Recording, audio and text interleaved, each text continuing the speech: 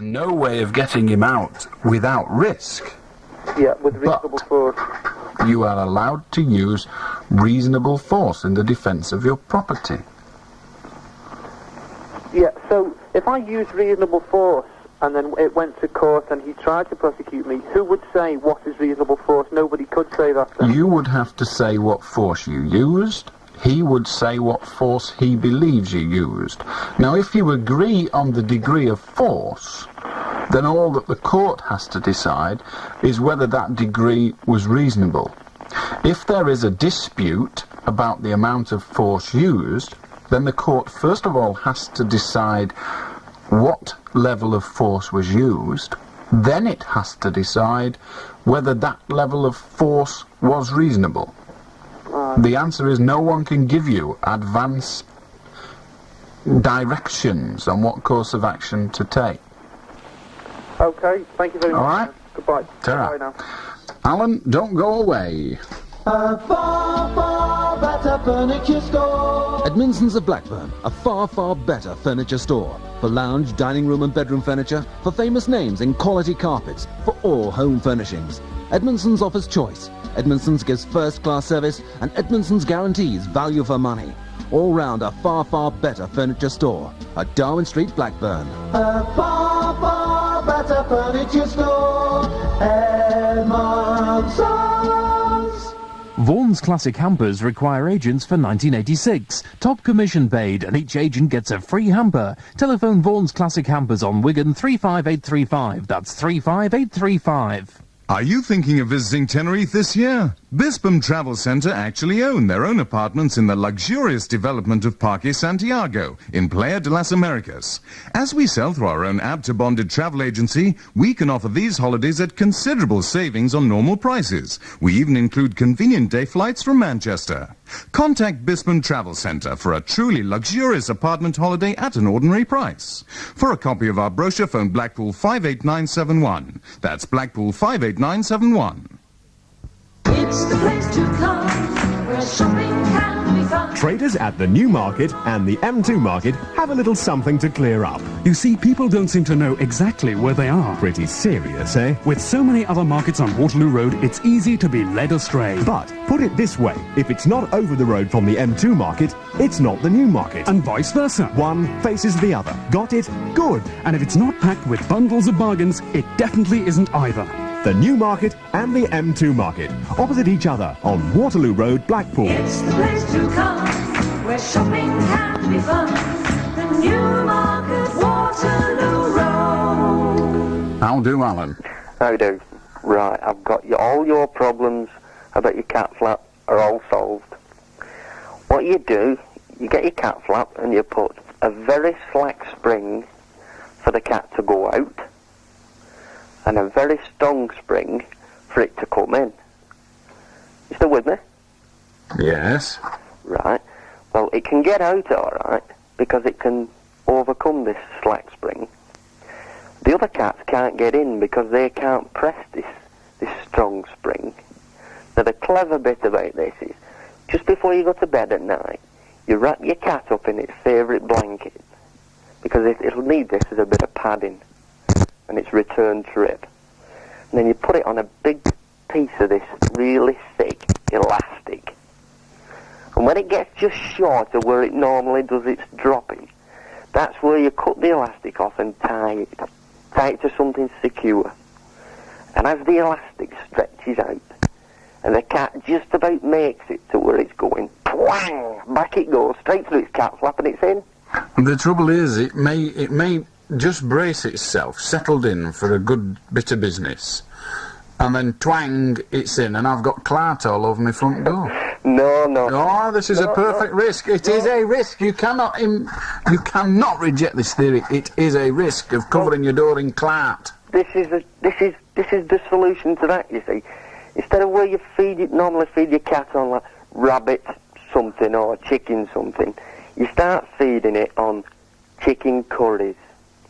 Now, you know yourself, it doesn't... All that will do is spread it further. That won't stop it. That'll only spread it. I'm sorry. Rejected. Another reject cat flap. Thank you. Good night. It's too late. Rejected. Hello, Robert. Hello. do you agree that with me that if you wish to enter a restricted zone like military zone, you either get an ID card to show at the gate or use a voice print, so you talk and your voice is accepted by the machine, so therefore the door opens. Yes? The answer to that is no. There are other ways, but go on. On a voice print door. Now the answer On a voice print door, yes. Yeah. Right. Now the answer to the cat flap is get your cat and get a voice print off your Well, cat. you're not going to believe this, Robert, but we have a problem. What? One of my cats is soundless. Yes, but each No, purr of no. the cat, Ain't got a purr. well, it must meow. Doesn't. Eggs does not meow. Never makes a sound. Well, it must do something. It doesn't. Bacon would be in. Eggs wouldn't be able to come in. Well, 90% of cats... If they I've can't got one of the speak or 10%. meow- I've got one of the 10%. Yeah, but if... There's no yeah, but I have a cat that is silent. It's deaf. Not deaf, dumb. Do you think I'd better go back to that hospital again? I think you better go back to the hospital, Robert. Good night, Alan. Say good night. He doesn't believe me, but it's true. Eggs never utters a sound. Hello, Charlie. Oh, safe theory here for the cat flap. Easy. All you do, get your doorbell, put it to the bottom of the door, the cat wants to come in, rings the doorbell, you let it in. At 3:30 in the morning? Well, my mother used to say to me, if I'm not in by 12:30, then door's locked. It'll soon get used to the idea, won't it? Well, it will, but it's exceptionally cruel for a cat. And I've always had this theory that if I wasn't in bed by 10 o'clock, I went home. A bit naughty, So's my cat. How do, Ron? Hello. Hello. I was listening to a young chap before who worked in a petrol station. He was saying how he had to pay a lot of money for shortages. Recall the... Yes, I do indeed. Yeah. Well, it struck me it may be an idea if some of these multinational oil companies were prepared to spend a little of their own money and fit a system of barriers whereby when you took the petrol pipe from its holder, you know, a barrier automatically dropped in front of the car and possibly one behind, which activated automatically by removing the petrol thing, and which couldn't be released until such time as the petrol was paid for and the attendant was able to press a button to bring back the barrier. It's a first-class idea. The only failing is the requisite of those filthy, stinking, thieving toads of spending money. Yeah, I accept that. And they're not going to do that, are they, those gangsters? It seems to me that if they're not prepared to do that, they shouldn't be allowed to take the money, you know, one way... Yeah, well, I agree that they... have some responsibility. I agree that they shouldn't be allowed to. The issue is one that they are allowed to. And yes, yours would go a long way to solving it, if not completely all the way. It would go a long way. But it requires them to solve it, and they've got no motivation to solve it when they just take it out of their employees' wages. No, they should have some legal responsibility. They shouldn't be allowed to take it out of employees' wages when there's an opportunity of stopping it happening altogether. Absolutely. They should have some, moral, if not legal responsibility. Oh, you can't expect international oil companies to have morals, for heaven's sake. That's how they became rich, by disregarding all that stuff. Yes. But yes, I agree with you. If laws were passed forbidding them from doing it, that would help considerably. However, that would also mean that incompetent employees would be allowed to continue in their incompetence. Well, not really, would they? Because it would also be a cover for the employer. You know, the carriage assistant wouldn't have the excuse of saying, well, he drove away. No, there is that, I suppose. You know, if there's a shortage in the till, and it's the fault of the assistant, then he should be responsible. But if some smarty whips up the road, leaving the pump dangling, you know, it's not really, as the man said, there could be 20 in his shop, and it's not his fault, really, although it is his responsibility. Well, it's a great idea, Ron, and legislation could bring it about. But I doubt that this government is going to be rushing to Parliament with such legislation. No, perhaps we should ask Mr. Archer. Apparently he reads all the cabinet papers. I still wonder why. Yes, I'm quite looking forward. I really am looking forward to the next session of Parliament. Yeah, I was listening to Any Questions on Radio 4 recently, and Geoffrey Archer was one of the panellists. And he actually said, well, I have sight of all the cabinet papers, and this is the case. Yeah, I saw that in the observatory. You heard that? Yeah, right. Well, I actually heard the Any Questions programme some fortnight ago, and I got home and said to Vicky, Geoffrey Archer's just admitted on the radio that he reads all the cabinet papers. And it stinks he's not a member of the cabinet. That's very true. He's got no right at all. It's going to be interesting. No doubt Thatcher will lie to Parliament again. Actually, I think it's a little ironical, although I agree with what Heseltine is doing at the moment, that he should be in the same position he put young Sarah in a couple of years ago. Indeed. Fun, isn't it? It is, yes. We must all look forward to the next House and see whether Thatcher lies to the House again. Well, Wouldn't be the first time. It wouldn't be in character if she didn't, would it? I'm not going to answer that question. Okay. Ta-ra! Just an idea. Shut up. Ta-ra! Now then, it's time for the melodic moment. However, if you do wish to join us on this here phone-in programme, the lines are engaged. Will be till 2, I predict, quite confidently. But you can keep trying. Preston 561000 melodic moment after this. Red Rose Stereo.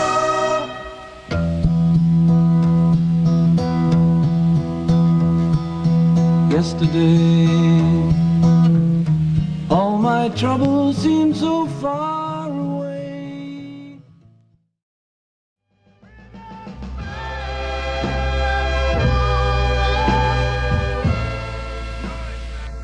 Red Rose Radio. Tiles at absolutely ridiculous prices. Hey, we're back in Thrink. Is it called a Thrink? Something like that, anyway. If you want to join us on the phone, then it's Preston 561,000. Allan Beswick. Hey, I was just scoffing at Cape and Leg then, when that record went up. You don't believe me, do you? Cape and Leg, raw running, it's got a curry on the outside, and heaven knows what this yellow stuff is, but it's a bit of smackaroony. Anyway, how do Irene? Oh, hang on. How do Irene? Hello? Sorry about that. What can we do for you? I think Alex Higgins should be banned from snooker. Why? Because he's just damaging the game. Don't be silly. He's one of the people that made the game popular. Well, he's not doing much for it now, is he? I tell you what, if you put an exhibition match on and you include Alex Higgins and nobody else that you've ever heard of, they'll flock to see it.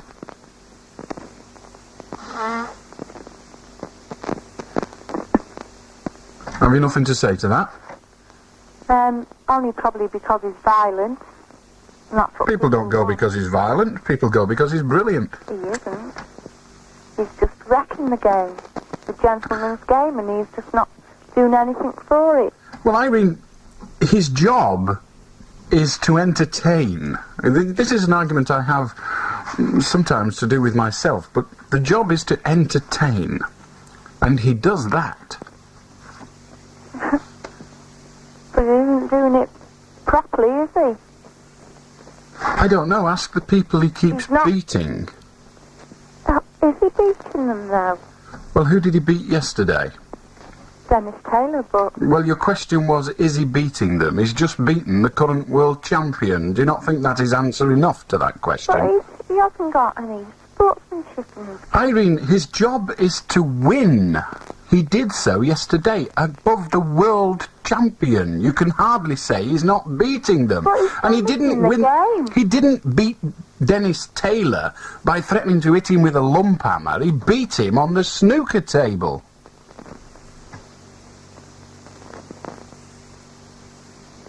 You're remarkably quiet, Irene. Yes, I'm just listening to you. I see. Saying is that it's the same game as him, aren't you?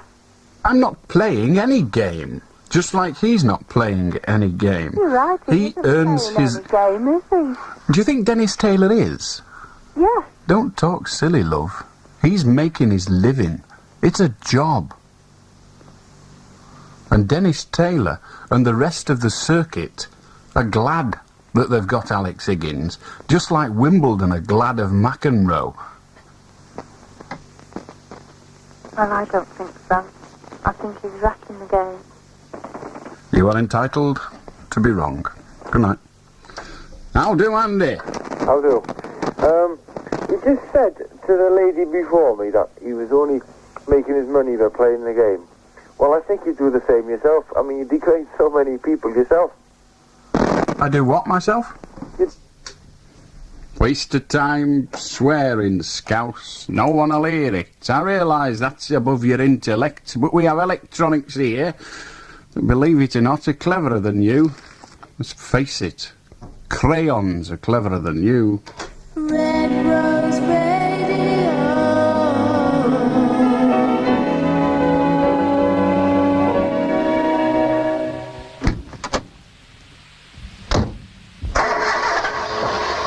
Blinking egg, Dave. Why don't you get a decent radio to match this flash car? Well, that one cost an arm and a leg, but it's never been much good. You need to contact West Horton Car Radio, mate. They've got superb systems by Blaupunkt and Panasonic, such as the Blaupunkt Miran, which will fit for under 100 quid, including the aerial and speakers. Hey, and they've got the Blaupunkt E-Stock range at less than half the normal price. None of this distortion like with one of them. Blaupunkt what? Blaupunkt. It's German, isn't it? I thought you were supposed to be brainy. Hey, you can also get electric windows, vehicle alarms and car phones fitted by West Horton Car Radio. So find the right station with West Horton Car Radio, Church Street, West Horton. Phone West Horton 814-229 before you crack up. It's the place to come where shopping can be fun. Traders at the New Market and the M2 Market have a little something to clear up. You see, people don't seem to know exactly where they are. Pretty serious, eh? With so many other markets on Waterloo Road, it's easy to be led astray. But put it this way, if it's not over the road from the M2 Market, it's not the New Market. And vice versa. One faces the other. Got it? Good. And if it's not packed with bundles of bargains, it definitely isn't either. The New Market and the M2 Market, opposite each other on Waterloo Road, Blackpool. It's the place to come where shopping can be fun. The New Market, Waterloo Road. How do to Stephen? Hello there. There's one or two things I'd like to talk to you about. One is that you seem to have a down on Scousers. I'm about Scousers. Only on those that come on this programme and use foul language, which are the majority. I got along with you 100% on that. Good. Now what do you want to say? Like Derek Hatton. Have you got any time for him? I have neither time nor not time. I've never spoken to the I don't chap. know what that means, time or not time. The answer is I don't have an opinion about Derek Hatton. No opinion at all about Derek Hatton. I've never met him. Oh, I thought, you know, talking to people. I must confess, Alan, that I've never spoken to you before in my life. Well, now you're doing so. Can we confine ourselves to what you want to talk about, rather than giving me some bit of your life history, which I have no interest in whatsoever? Well, no, I'm from Yorkshire, which isn't your side of the country at all. It isn't anybody's side of the country with any nous, but carry on. Absolutely agree with you. But I live in Liverpool, and I've got one or two points that, you know, that I'd like to ask you about, that I just can't sort of work out in my own mind. And one is this business about Derek Hatton. Now, it seems to me that the rest of the country is totally against Derek Hatton for a reason that I cannot understand. And I wonder if you can understand the reason why people in other parts of the country are totally against Derek Hatton's policies. Any ideas? No, I don't know why they're against him. You don't? I don't know why people do anything. Really?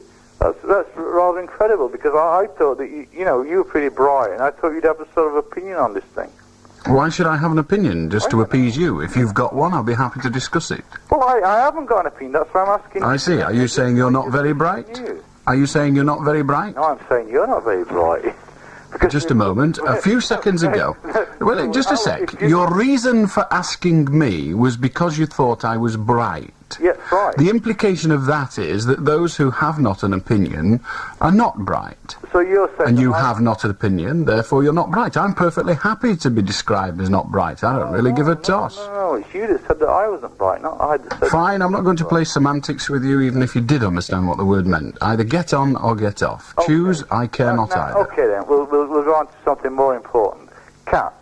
What makes you think that cats can't get lost? Nothing makes me think it. I know it.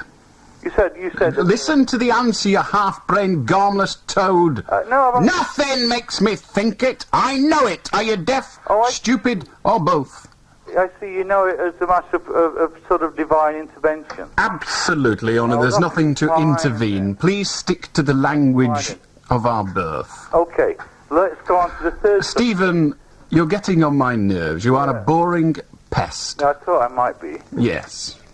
How do... Matthew, I've no time for cretins. What do you want? The Bible. What about it? Our time. Pardon? The Bible. You want the Bible? Why don't you go to a bookshop and buy it? You know, Alan, there's a Judas in all of us as well as a Jesus.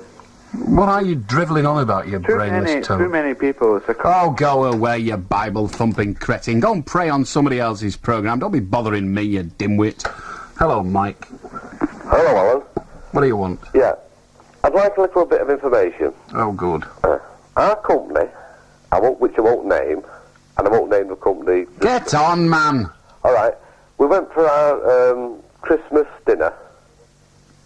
Now, I'm trying to be serious now. The meal was terrible. Now, the manager and the assistant manager came round... The manager of where? Do you want me to name it? No, but do you mean your manager or the restaurant manager? The restaurant manager, fine, the hotel manager, came round to our company today to try and sort out what they were going to give us back. Now, there's 150 people went to this function, and if you worked out at £9 a head, it comes to roughly about £1,400. Now, they've offered us back £1.40 a head back, which I bought 2 tickets of, one for me, one for my wife. Now, I'm not happy with that because, from what... I'm not just... I don't know how to put it to you. I'm not trying to get at the hotel concerned. What's your question, Mike? I don't care what you're not doing. Tell me what you are doing. Do I stand any legal rights to go and see my solicitor and find... Right, I need to have some questions answered before I can ask that. Did you book the meal? I did not book the meal. Who booked it? Not in name terms, but presumably the management of your company booked it. Yeah, the assistant manager. Then the only people that have a contract with the restaurant are the people that booked it. So the only people that can sue the restaurant are those that have a contract with them. Yeah, but as I said to my manager today, I am not going to accept back. I'll take back off... Right, then the people you sue is your manager. He didn't provide the goods you expected to receive. So you're telling me that I cannot go to this... I've just told you. There's no doubt about what I'm saying. You cannot sue the hotel. What contract have you got with the hotel? Did you pay them any money? Yeah. You didn't? I did. You didn't? I paid my manager. Excuse me, did you pay the farmer any money? You? The farmer. You know a farmer digs the grass? Yeah. Did you pay him any money? No, because I didn't... You did. I didn't even... I'm sorry, you did. You bought food. The food was bought from a factory or from a shop. The shop got it from a wholesaler. The wholesaler got it from a farmer. So, on your theory, you paid the farmer. Because you say, because you give your manager money, and he gave that money to the hotel, you gave money to the hotel, but you didn't. You gave money to your manager. Your contract is with your manager. Well, I've got an appointment on Wednesday to see my solicitor about this. Then he'll charge you money for telling you what I've just told you, and you must be a fool for paying it. But never mind, you bought the meal, you must be stupid. Oh, no, I don't think... no, Alan, no. Fine, well, listen, Mike. If you don't think what I've said right... Yeah. Go to your solicitor, give him money, and ring me on Wednesday night and tell me how stupid you feel. If you do think I'm right, fine. But if you're going to a solicitor, why are you bothering me with it? Why not just go there? Well, I'll tell you what I'll do. I don't want to know what you'll do. I don't care what you'll do. Go to your damn solicitor, you idiots. Don't be bothering me with your problems. Go and waste your money on some jumped-up little lawyer in a pinstripe suit that knows damn all. And that's about half of them. I wonder what the other half think. Anyway, it's news time. Even a lawyer wouldn't tell you that straight, but he'd charge you 80 quid for doing so. Red Rose Radio. The 1 o'clock news, this is Therese Birch. Defence Secretary Michael Heseltine is fighting back after getting involved in yet another bitter political row over the future of Westland helicopters. He's continuing with his support for the Europeans who want a stake in Westland, even though Mrs Thatcher herself is now thought to be angry with him for refusing to drop out of the crisis. Earlier, Mr Heseltine was rebuked by one of his own colleagues. The government's legal adviser, Solicitor General Sir Patrick Mayhew, accused him of using misleading information in pursuing his stand against an American rescue package. But Mr Heseltine is unrepentant. He says he has not been misleading and he has nothing to correct. The INLA hunger strikers in Ulster have ended their fast, believing the government is about to grant them early appeals. But the Northern Ireland office denies there have been any concessions. The first to give up the fast, Bobby Tohill, who'd gone without food for 3 weeks, made his decision during a visit by Labour peer Lord Gifford. The barrister, who's taken a keen interest in Supergrass trials, says Tohill's sure the government's given way. He has received assurances or indications that satisfy him, and he in good faith believes, and this is common justice, I mean, that these men who have been awaiting trial for 2.5 to 3 years, and sometimes more, should have an early appeal. Ambulance crews called to a fatal road crash in Sussex have been shocked to discover that one of the 2 dead victims was their boss. 30-year-old Peter Blacksill had been driving home from work when his car collided with a van at Pevensey in East Sussex. An Old Bailey judge is calling for tougher laws to crack down on the growing numbers of white-collar con men. As Tim Crook reports, the judge was imposing heavy fines and jail sentences on a gang of Asians who swindled the government in a multi-million-pound gold trading racket. Judge John Hazan told the 5 Asians you carried out a massive and sophisticated swindle by pocketing more than £1 million worth of VAT on gold trading. The judge said there is a growing feeling among the public that fraudsmen are being too leniently dealt with by the courts, often serve short sentences, and are then able to enjoy the fruits of their crime. He suggested the courts should have increased powers to seize the assets of con men. He fined the gang's ringleader £250,000 and jailed him for 2 years. Tim Crook, IRN, the Old Bailey. Snooker player Alex Hurricane Higgins has come clean about what caused his black eye. Sporting the shiner in front of millions of television viewers during a match, he said a horse had kicked him. But now Higgins, who's been bound over to keep the peace after a furious row with his wife, has admitted he was lying. In fact, he'd had another argument, this time with a fellow snooker player. During this big match with Dennis Taylor, I didn't want the press to know anything about this because the match was very important, and it was a disagreement between myself and Paul Medati. The disagreement, it was settled amicably. I mean, like... That's amicably, is it? Yeah. Well, you want to see the other fellow. Independent Radio News.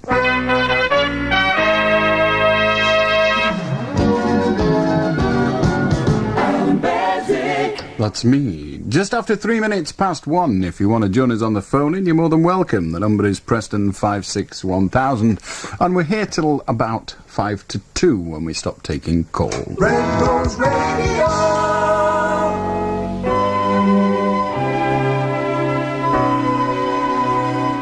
Felix, give us your meow, then go away. No, this is Felix. This is Felix the spokes cat, the cat's paw. Oh, that one. You did have a different Felix on earlier, but I really suspect that was a person, a human being pretending to be a cat. I'm absolutely sure of it. But, I mean, it's been going on all night, this thing about cats, and I'm sure most people are really sick of it.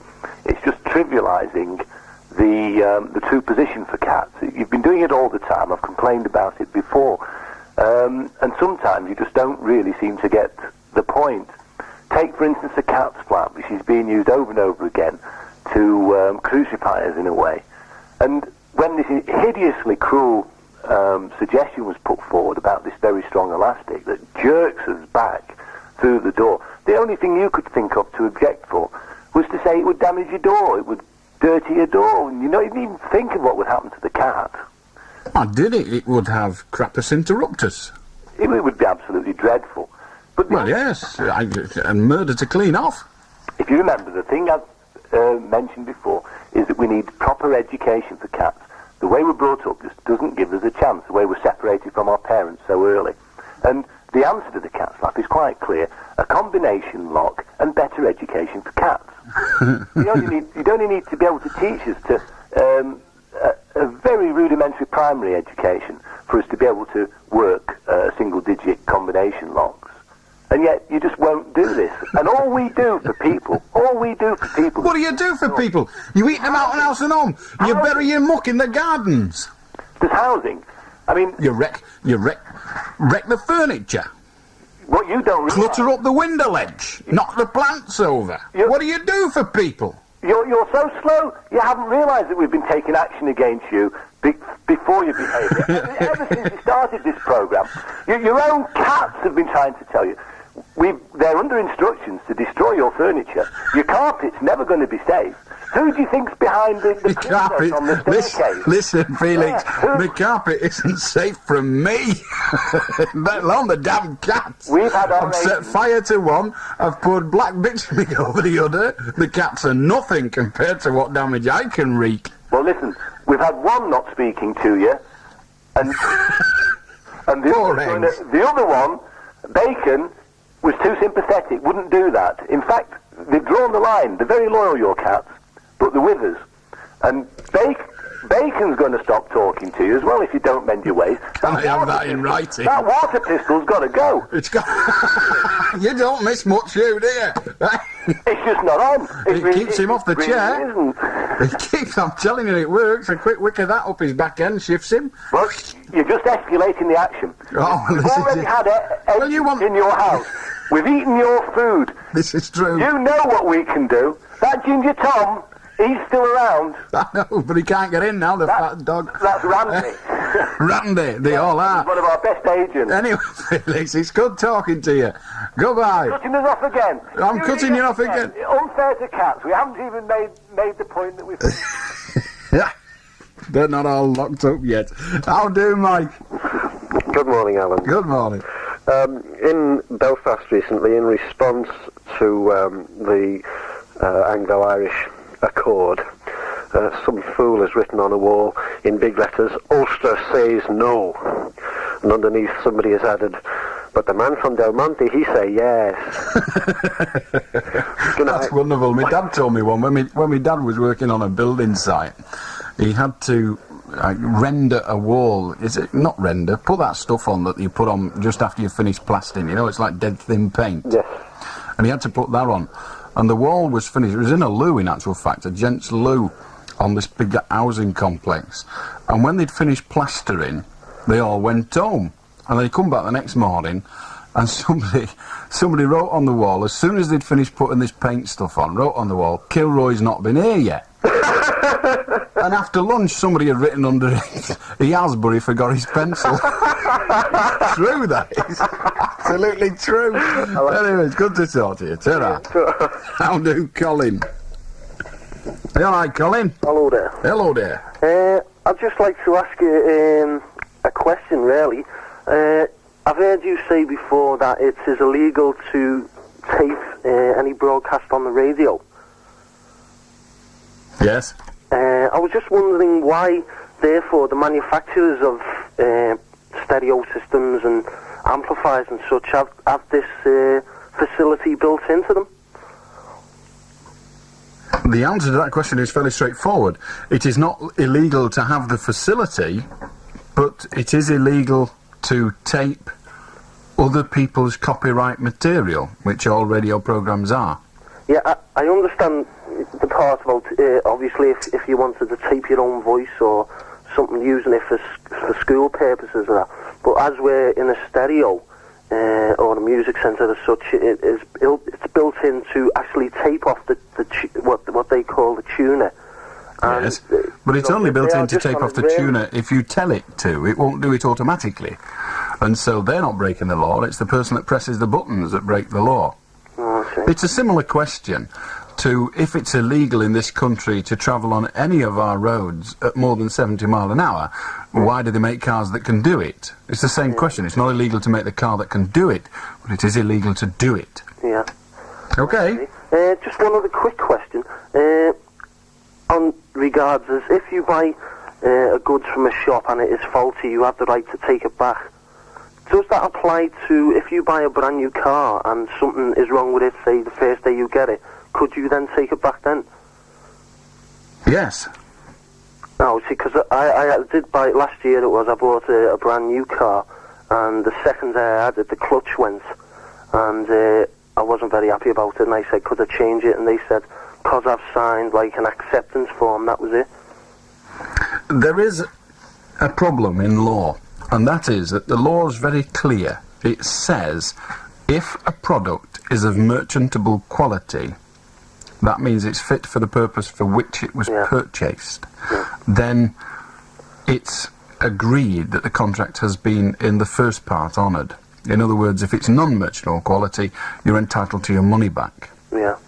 Now, merchantable quality doesn't normally extend to the quality of the vehicle's ability to withstand usage. In other words, should we say how good it is? Yeah. The first question is it fit for the purpose? Well, a car obviously is for driving down the road, and if it's fit to do that at the moment you buy it, then the first part of the contract has been honoured. It's then a matter of degree. You start arguing, well, I'm entitled to my money back because the clutch is gone. You have to be reasonable. The courts would argue that you should be reasonable. A new clutch is all you can ask. Yeah. Very difficult with cars. It's always difficult. The only problem was I got the car for work, and as I say, it went the second day, and it was then off the road for 7 days, and eventually it had in all 5 clutches fitted to it. But they still argued that. I would advocate suing. The problem is no one's got the courage to do it. Yeah. You see, as long as you continue to use the vehicle, you are continuing to allow them, if you like, your rights to slowly diminish. Yeah. What you need to do is, if you'd have gone back the following day and said, look, the clutch is gone, it's not up to the standard, take it back, I don't want to see it again, I want my money back, they wouldn't have given it you. Yeah. You'd have had to sue them for it. I see. You'd have then been without a car until you got to court. If you won your case, you'd have got your money back. If you didn't win your case, you'd have got your car back. Yeah. But you've got to be prepared to take that risk. I see. And people aren't, obviously. No. So what advisors usually say is take the course of action that you're prepared to buy. Yeah. Okay. Okay, cheers, Brigade. Cheers. Goodbye, Colin. I'll do to line 1, upon which we have Barry. Hello. Hello. Hello. With regard to the cat flap subject, first of all, the person was on this before saying about a single-digit combination lock. Who's ever heard of a single-digit combination lock? Right, my point is, have you ever seen the touch-sensitive light switches you can buy, that you touch them and the light comes on? Yes. Right. Do you also agree that you can, to a certain extent, train a cat to do something? No. Well, yes. You asked me, do I agree? Okay. If you'd like to answer that question for me, feel free, but given the right to answer for myself, I'll say no. Right. I would say yes. Well, you must say what you wish. You asked me what I thought. Right. On the point that you can train a cat to use a litter tray in a house, can you not? No. Oh, well, how can you then make a cat use a litter tray in a house? You don't train it. The cat chooses to do it. Okay. If a cat... the cat always reserves the right to do what it feels like. Right. And there's nothing you can do about that. Right. You can teach some animals, particularly stupid dogs, to do things on impulse. Pavlov proved it. The reason Pavlov chose dogs was because he knew they were stupid. He didn't choose cats because his experiments would have gone up the wall. Right. Okay. Would you agree, then, that a cat would prefer to be in the warmth than in the cold? Sometimes. Right. But you require an answer of permanence, and with cats, no. My cat frequently will get up from by the side of the fire and go out in the snow. Right. Admittedly, she doesn't stay out very long, but her choice is at that moment to go out, rather like a human being may well choose to go out because there might be somebody out there worth annoying. Right. So bearing in mind that your cats are outside and they don't like it and they want to come in. That is an assumption. Go on. Right. Therefore, if you show your cat once or twice something that will let him in, and if he doesn't do it, it won't let him in, therefore I think he will grasp that if he does this one particular thing, it will let him in.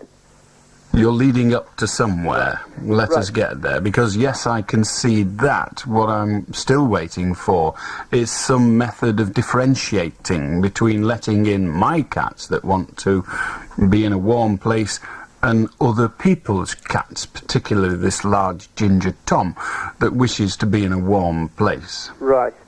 You conceal somewhere close to the cat flap, within paw's reach, one of these touch-sensitive light switches. You then show your cat that if it touches the light switch, it can then get into the cat flap. And it only then allows the cat flap to open. But this dirty great ginger Tom will sit on our wall and think, hey, up, bacon and eggs are going in, how are they doing it this time? Oh, light switch, smart as out. But hang on, cats are not that clever that they think... No. They don't see other cats doing something and think they can do that. Cats are incredibly clever. Don't get them wrong. I said you can't teach them things. That's because they don't want to learn. So you think... They are exceptionally clever. Nobody has ever taught my cat to open the door. It's only ever seen human beings do it, but it can do it. So you think that if a cat was... this ginger Tom was sitting on a wall and it saw your two cats touching this light switch and the door opening, it would then learn to do it? Well, let me ask you, what process do you advocate for teaching my cats to do it? The cat flap is locked. Yes. And it's out in the cold, and it obviously will paw to get into the cat flap. Right, so I have to show it how it does that. Get its paw and touch this one particular That's right, spot. I direct it. Yes, and hey presto, cat flap opens, cat comes in. Now the process of learning there is that the cat has observed and undergone an experience which it then eventually remembers. Yes. Ginger Tom could do the same. He could observe eggs and bacon doing exactly that and coming in.